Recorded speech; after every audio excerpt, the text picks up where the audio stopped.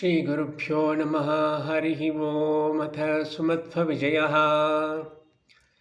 कान्ताय कल्याणगुणैकधाम्ने नवद्युनाथप्रतिमप्रभाय नारायणायाखिलकारणाय श्रीप्राणनाथाय नमस्करोमि। अथ तृतीयः सर्गः। अथ कदाचन सुन्दरनन्दनस्मितमुखेन्दुदृशां दयितो नृणां महमितो निजबन्धुमुदे मुदा प्रययतु स्वजनैः सह ದಂಪತಿ. ಸುಮಧ್ವವಿಜಯದ 3ನೇ ಸರ್ಗದಲ್ಲಿ ಒಟ್ಟು 56 ಶ್ಲೋಕಗಳಿದೆ. ಶ್ರೀ ಮಧ್ವರು ಬಾಲಕರಿದ್ದಾಗ ತೋರಿದ ಲೀಲೆಗಳು ಮತ್ತು ಮಹಿಮೆಗಳು ಈ 3ನೇ ಸರ್ಗದಲ್ಲಿ ವರ್ಣಿತವಾಗಿದೆ. ಈ ಸರ್ಗದಲ್ಲಿ ವರ್ಣಿತವಾದ ವಿಷಯಗಳು ಈ ರೀತಿಯಾಗಿದೆ. ಆ ಬಾಲಕ ವಾಸುದೇವ ರೂಪದಲ್ಲಿರುವ ಮಧ್ವರು, ಆ ಮಧ್ವರು ಅವರಿಂದ ನಡೆದ ವಿವಿಧ ಕ್ಷೇತ್ರಗಳ ಸಂದರ್ಶನ, ನಂತರ ಆ ಬಾಲಕ ವಾಸುದೇವ ಅವನಿಂದ ಮಾಡಲ್ಪಟ್ಟ ಅಕ್ಷರಾಭ್ಯಾಸ, ನಂತರ ಸೂಚಿತವಾದ ವಿಷಯ ಪುರಾಣಿಕ ಶಿವಭಟ್ಟನ ಪರಾಜಯ, ಲಿಖುಜ ಶಬ್ದಾರ್ಥ ಕಥನ, ಉಪನಯನ, ಮತ್ತು ಸರ್ಪರೂಪದ ಮಣಿಮಂತನ ಸಂಹಾರ, ಗುರುಕುಲವಾಸ, ಗುರುಕುಲದಲ್ಲಿ ನಡೆದ ಬಗೆ ಬಗೆಯ ಲೀಲೆಗಳು, ಮತ್ತು ಗುರುಗಳಿಗೆ ಅಚ್ಚರಿ ಮೂಡಿಸಿದ ಜಗದ್ಗುರುಗಳಾದರೂ ಮಧ್ವರು ಬಾಲಕರಿದ್ದಾಗ ಅನ್ನೋದು ತಿಳ್ಕೋತೀವಿ. ನಂತರ ಬಂದ ವಿಷಯ ಆ ಗುರುಪುತ್ರನ ಶಿರೋರೋಗ ಪರಿಹಾರ, ಮತ್ತು ಪ್ರಾಸಂಗಿಕವಾಗಿ ಆ ಗುರುಕುಲ ಅಭ್ಯಾಸ ಮುಗಿದ ನಂತರ ಗುರುಗಳಿಗೆ ಜ್ಞಾನೋಪದೇಶ ರೂಪದ ಗುರುದಕ್ಷಿಣಾ ಕಾಣಿಕೆ ಕೊಡೋದು. ಇವಿಷ್ಟು 3ನೇ ಸರ್ಗದಲ್ಲಿ ಮೂಡಿಬಂದ ಮಧ್ವರ ಲೀಲೆಗಳು, ಮಹಿಮೆಗಳು, ಬಾಲಕರಿದ್ದಾಗ ತೋರಿಸಿದ ಮಹಿಮೆಗಳು ಅಂತ ನಾವು ತಿಳ್ಕೊತೀವಿ. 56 ಶ್ಲೋಕಗಳು ಏನು 3ನೇ ಸರ್ಗದಲ್ಲಿ ಇದೆಯೋ ಅದನ್ನು ಸಂಗ್ರಹಾತ್ಮಕವಾಗಿ ಅನುಮಧ್ವ ವಿಜಯದಲ್ಲಿ ಪಂಡಿತಾಚಾರ್ಯರು ಕೇವಲ 2 ಶ್ಲೋಕಗಳಲ್ಲಿ ಸಂಗ್ರಹಿಸಿದ್ದಾರೆ. ಅದನ್ನೇ ಹೇಳೋದಾದರೆ, ಏಕಾಕೀ ಯೋಜನಾಭ್ಯಾಂ ವ್ಯವಹಿತ ಮಗ ಮಧ್ಯಸ್ತ್ರಿವರ್ಷೋ ಮರೋಕೋ ಯೋ ಲಾಲ್ಯೋ ಲೋಕಮಾತ್ರ ಸ್ವಲ್ಪಿ ಪರಿಚಯೇ ತಾತ ವಿಸ್ಮೇರತಾಕೃತ ಪ್ರಾಜ್ಞಂ ಮನ್ಯಂ ಶಿವಾಖ್ಯಂ ಪರಿಷದಿ ಜಿತವಾನ್ ಶಾಖಿನಾಮರ್ಥಮೂಚೆ ದುರ್ಗಂ ಪಿತ್ರೋಪನೀತಃ ಸುರವರಮಹಿತೋ ಮಹ್ಯತಾಂ ಮೇ ವಚೋಭಿಃ. ಮಧ್ವರು 3 ವರ್ಷದ ಮಗುವಿದ್ದಾಗ, ಕೇವಲ 3 ವರ್ಷದ ಮಗುವಿದ್ದಾಗ ಒಬ್ಬರೇ ನಿಡಿಯೂರು ಅನ್ನೋ ಒಂದು ಕ್ಷೇತ್ರ, ಅಲ್ಲಿಂದ ಉಡುಪಿ ತನಕ, ಉಡುಪಿಯ ಅನಂತಾಸನ ತನಕ 2 ಯೋಜನ ಅಂದರೆ ಸುಮಾರಾಗಿ 20 ಕಿಲೋಮೀಟರ್ ಅಷ್ಟು ದಾರಿಯನ್ನು ಒಬ್ಬರೇ ದಾಟಿ ಬರ್ತಾರೆ. ಆವಾಗ ಅವರು ಹುಡ್ಕೊಂಡು ಬಂದಿರತಕ್ಕ ಮದ್ದಿಗೆ ಭಟ್ರು ಕೇಳ್ತಾರೆ, ಜೊತೆಗೆ ಯಾರಿದ್ರಪ್ಪ ಅಂತಂದಾಗ ಮಗು ಹೇಳ್ತದೆ, ನನ್ನ ಸಖಾ ಮಮ ಕಾನನಗೋ ವಿಭು, ಶ್ರೀಹರಿ ನನ್ನ ಜೊತೆ ಸ್ನೇಹಿತನಾಗಿ ಬಂದ ಅಂತ ಹೇಳಿದ್ದನ್ನು ಕೇಳಿ ಆಶ್ಚರ್ಯಪಡ್ತಾರೆ. ಈ ವಿಷಯವನ್ನು 3ನೇ ಸರ್ಗದ ಪ್ರಾರಂಭದಲ್ಲಿ ತಿಳಿಸ್ತಾರೆ. ಆಮೇಲೆ ಹೇಗೆ ಬೆಳೆದ್ರಪ್ಪ ಅಂತಂದರೆ, ದುರ್ಗೆಯ ಪ್ರೀತಿಯ ಶಿಶುವಾಗಿ ವಾಸುದೇವ ನಾಮಕ ಆ ಮಧ್ವರು ಬೆಳೆದರು. ಎಲ್ಲಿ ಅಂತಂದರೆ ಕುಂಜಾರುಗಿರಿಯಲ್ಲಿ ನಿಂತಿರ್ತಕ್ಕಂಥ ಲೋಕದ ತಾಯಿ ದುರ್ಗೆ, ಆ ದುರ್ಗೆಯ ಪ್ರೀತಿಯ ಶಿಶುವಾಗಿ ವಾಸುದೇವ ನಾಮಕ ಬಾಲಕ ರೂಪದ ಮಧ್ವರು ಬೆಳೆದರು ಅಂತ ತಿಳ್ಕೋತೀವಿ. ಒಮ್ಮೆ ಮದ್ದಿಗೆ ಭಟ್ರು ಮಗನಿಗೆ ಅಕ್ಷರಾಭ್ಯಾಸ ಮಾಡಿಸ್ಬೇಕು ಅಂತ ಹೊರಟಾಗ, ಆಗ ವಾಸುದೇವ ನಾಮಕ ಬಾಲಕ ಕೇಳ್ತಾನೆ, ಅಲ್ಲಪ್ಪ ನಿನ್ನೆ ಹೇಳಿದ್ದಲ್ಲ ನೀನು, ಅದನ್ನೇ ಮತ್ತೆ ಯಾಕೆ ಬರಿತಾ ಇದ್ದೀಯಾ? ಲಿಪಿಕುಲಂ ನನ್ನು ತಾತ ಗತೆ ದಿನೇ ಲಿಖಿತಮೇವ ಪುನರ್ಲಿಖಿತಂ ಕುತಃ ಅಂತ ಕೇಳಿ, ಬರೆದಿದ್ದನ್ನೇ ಏಕೆ ಬರಿತಾ ಇದ್ದೀಯಾ ಅಂತ ತಂದೆಯನ್ನು ಕೇಳಿ, ಮದ್ದಿಗೆ ಭಟ್ರನ್ನು ಕೇಳಿ ಬೆರಗುಗೊಳಿಸ್ತಾರೆ. ಈ ಒಂದು ಅಂಶವನ್ನು ಕೂಡ 3ನೇ ಸರ್ಗದಲ್ಲಿ ನಾವು ತಿಳ್ಕೊಬೋದು.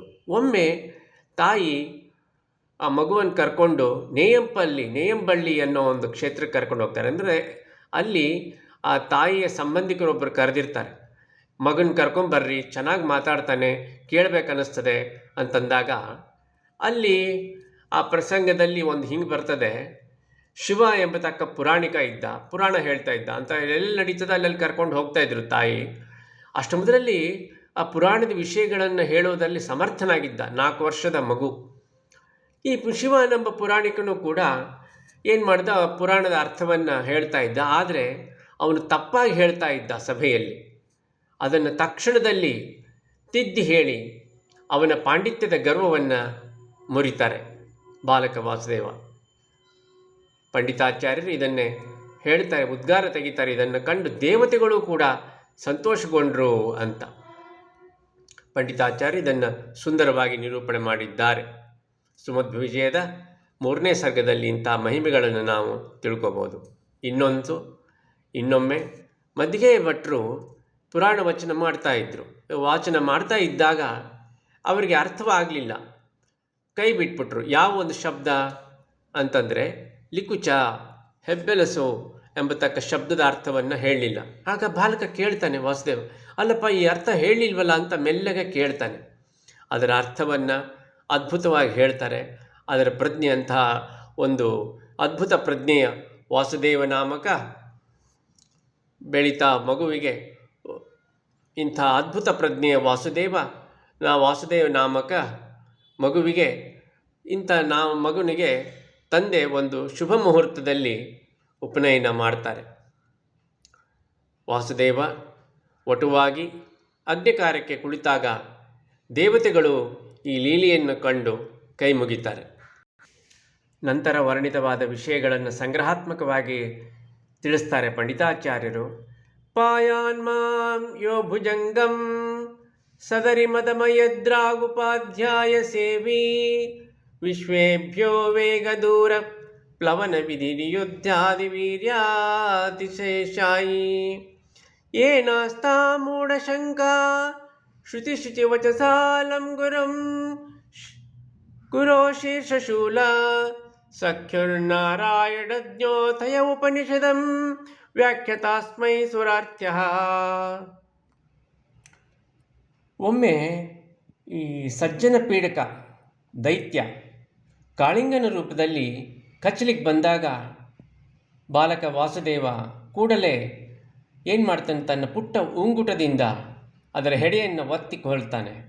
ಈ ಒಂದು ಮಹಿಮೆಯನ್ನು ಕೂಡ ನಾವು ಕಾಣಬಹುದು.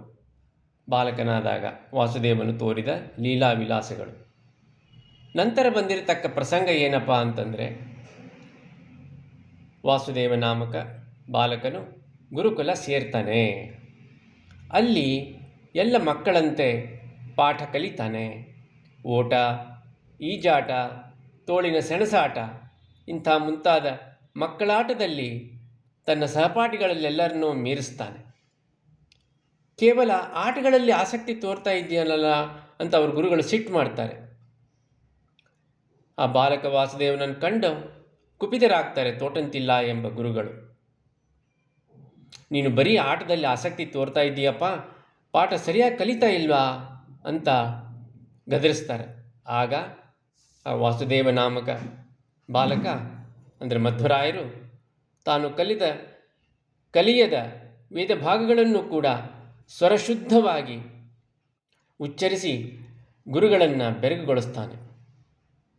ಹಾಗೆಯೇ ಒಂದು ಸರಿ ತನ್ನ ಸಹಪಾಠಿ ಗೆಳೆಯ, ಗುರುವಿನ ಮಗ, ಅವನ ಹೆಸರು ವಾಸುದೇವ ಅಂತ, ಅವನಿಗೆ ತುಂಬ ತಲೆನೋವು ಇತ್ತು. ಬಹಳ ದಿನದಿಂದ ಕಾಡ್ತಾ ಇತ್ತು. ಬಹಳ ದಿನಗಳಿಂದ ನೋವನ್ನು ಅನುಭವಿಸ್ತಾ ಇದ್ದ.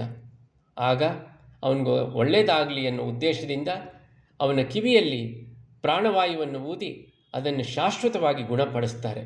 ಇಂಥ ಮಹಿಮೆಯನ್ನು ನಾವು ಸುಮಧ್ವಿಜಯದ 3ನೇ ಸರ್ಗದಲ್ಲಿ ನೋಡಬಹುದಾಗಿದೆ. ಗುರುಕುಲವಾಸದ ಅಂತ್ಯದ ಸಮಯ ಬರ್ತದೆ.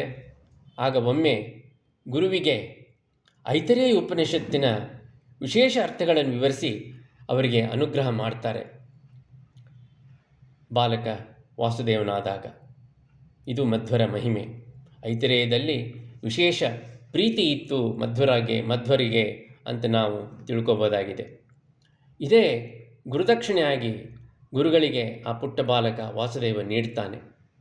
ಗುರುಕುಲ ಶಿಕ್ಷಣ ಮುಗಿಸಿ ಹೊರಟು ನಿಂತ ಈ ವಟುವನ್ನು ದೇವತೆಗಳು ಹಾಡಿ ಕೊಂಡಾಡಿದರು.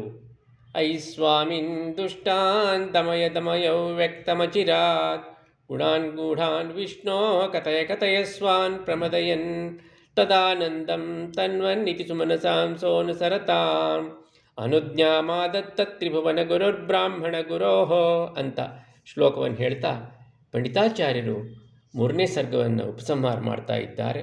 ಶ್ರೀಕೃಷ್ಣಾರ್ಪಣಮಸ್ತು.